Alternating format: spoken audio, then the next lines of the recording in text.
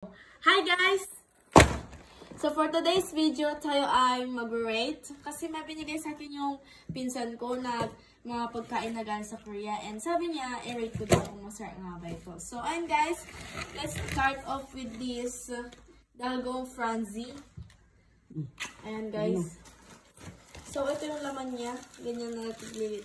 So ating buksan na siya guys. Simmer. Wow! So, ito yung itsura niya, guys.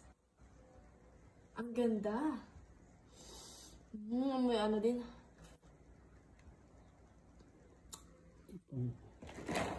I didn't expect na ganun pa siya kalambot. Akala ko matigas siya kasi akala ko crackers. And I must say, mga 8 out of 10. Yeah. Medyo matamis nga lang siya, guys. So, next! So, ito.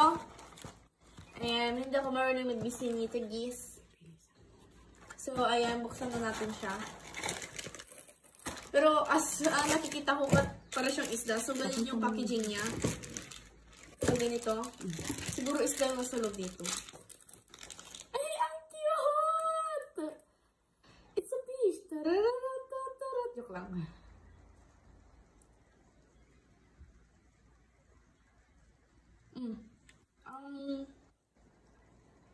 Para sa akin, 5 out of 10. Siguro, hindi ako yung namilag sa ganitong jam siguro to yung palaman niya, guys. Pero siguro try nyo din siya, guys, kasi masarap siguro to sa ibang ano. Yes, but for me, it's 5 out of 10 always. O, honest review yun na. Last. So, hindi siya mababasa dito, pero alam niyo naman na halata ng Oreo siya, guys. Pati dito sa likod nakalagay Oreo. And sabi dito, cereal siya. Buksan ko na. Tingnan natin kung lasang Oreo siya. Galing siyang, ano. I didn't expect na ganyan pala siya kalit, kasi yung packaging dito is malalaki. So, ayan yan.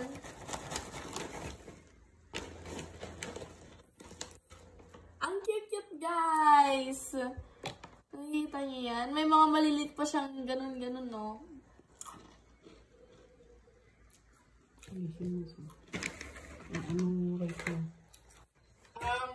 Wait a minute. Bago ko to i-rate. Ang cute, no? May mga white din siyang, ano? Ano kaya? Marshmallow? Pero guys, ano rin it?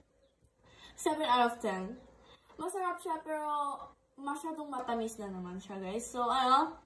Masarap talaga siya, harang-harang tamis. So, ayun guys, hanggang lang ating rate ng pagkain ngayon. And I must say, overall, 8 out of 10 kasi masasarap talaga silang mga Korean foods, guys. So, ayun guys, thank you for watching. Bye-bye!